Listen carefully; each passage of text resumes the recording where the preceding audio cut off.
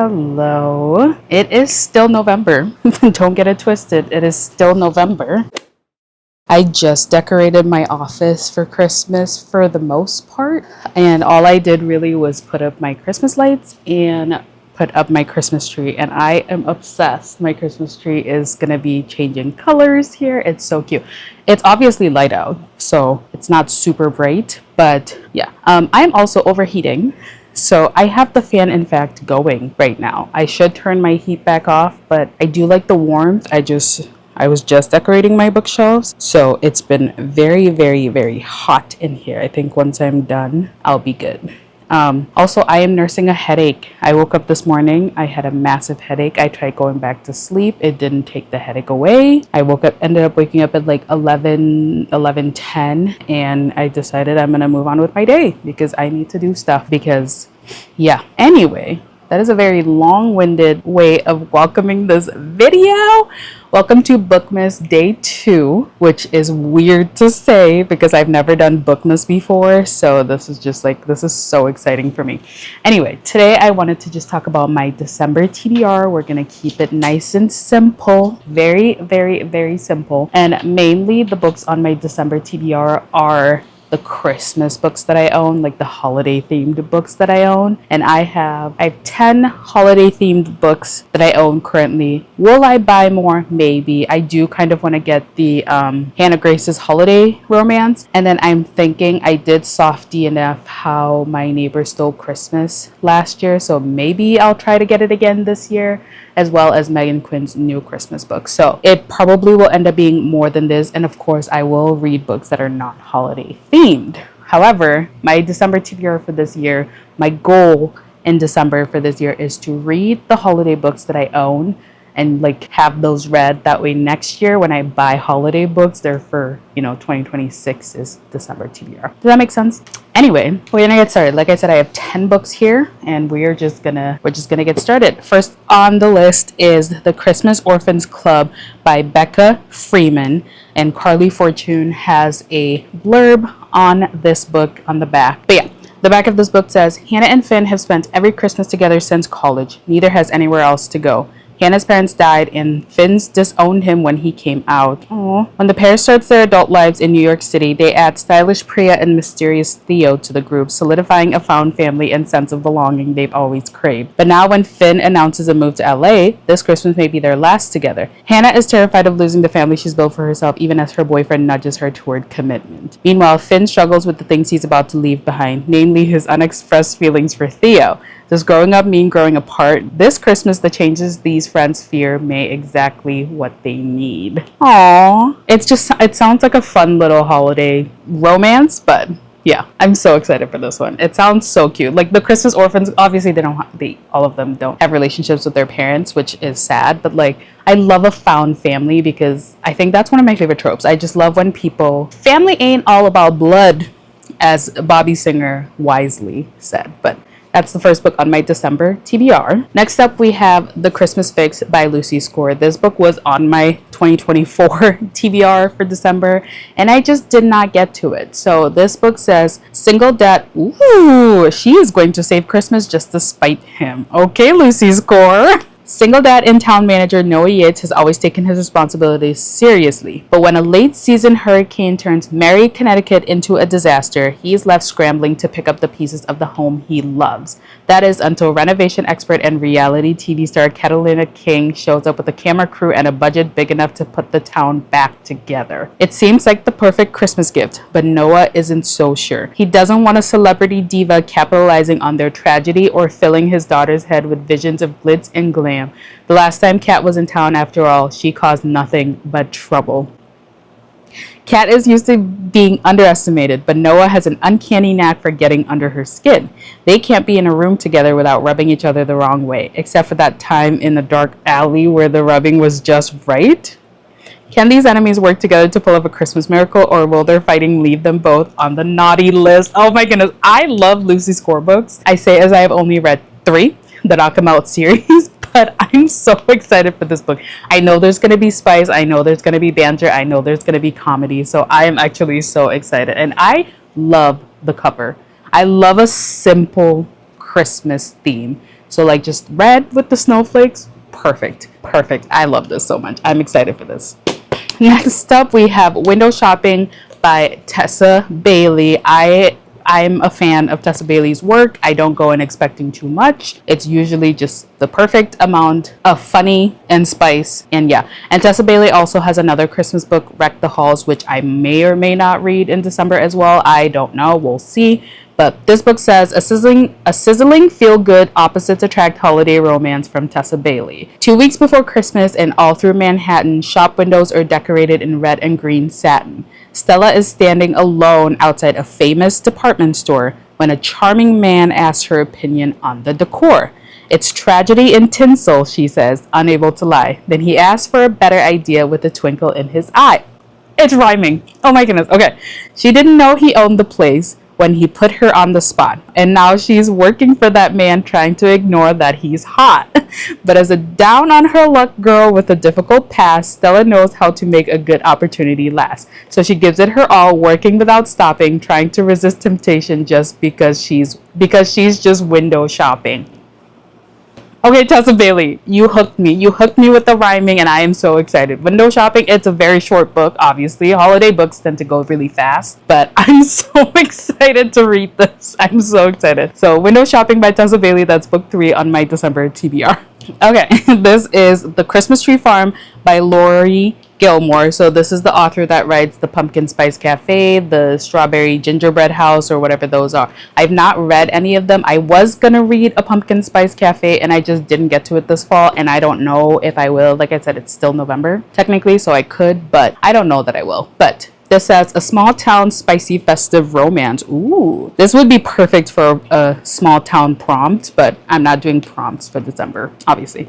But this says Kara North hates Christmas, which is unfortunate since she just bought a Christmas tree farm in a town that's too cute for its own good. Girl!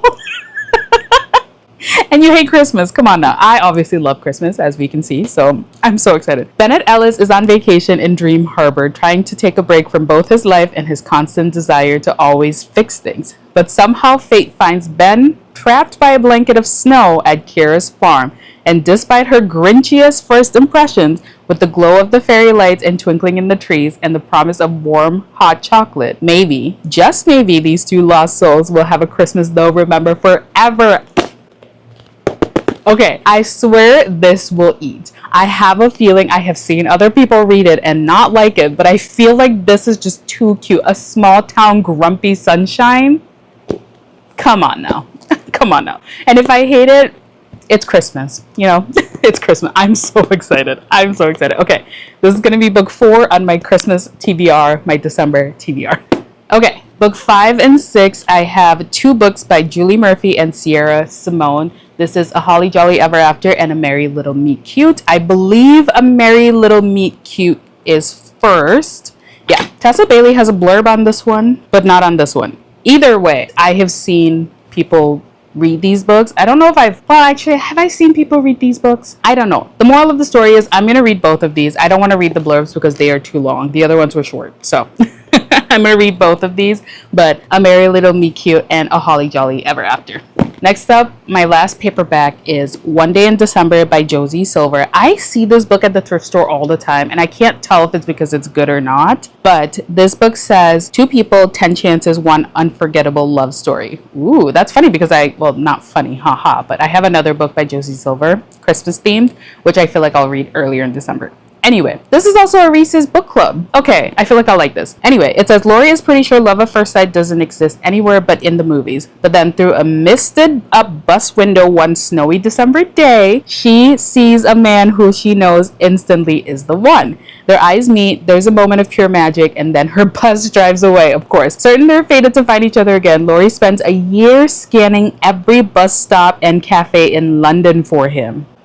Girl, that's determination that I don't have. Anyway, but she doesn't find him, at least not when it matters. Instead, they reunite at a Christmas party when her best friend Sarah giddily introduces her new boyfriend to Lori. It's Jack, the man from the bus. Of course it would be. Okay, what follows for Lori, Sarah, and Jack is 10 years of friendship, heartbreak, missed opportunities, roads not taken, and destinies reconsidered. One Day in December is a joyous, heartwarming, and immensely moving love story to escape into, and a reminder that fate takes inexplicably turns along the route to happiness. Aww. I have a feeling I will either be really annoyed by this love triangle, because I don't know if it's going to actually be a love triangle, because I don't know if he actually saw her. She might just be crushing on him, and obviously he's with her best friend. But yeah, I'm excited for this. I'm excited to read this in December. So One Day in December by Josie Silver. Next up, I have Only for the Holidays by Abiola Bello. I actually won this in I think it was a Fable giveaway like last year.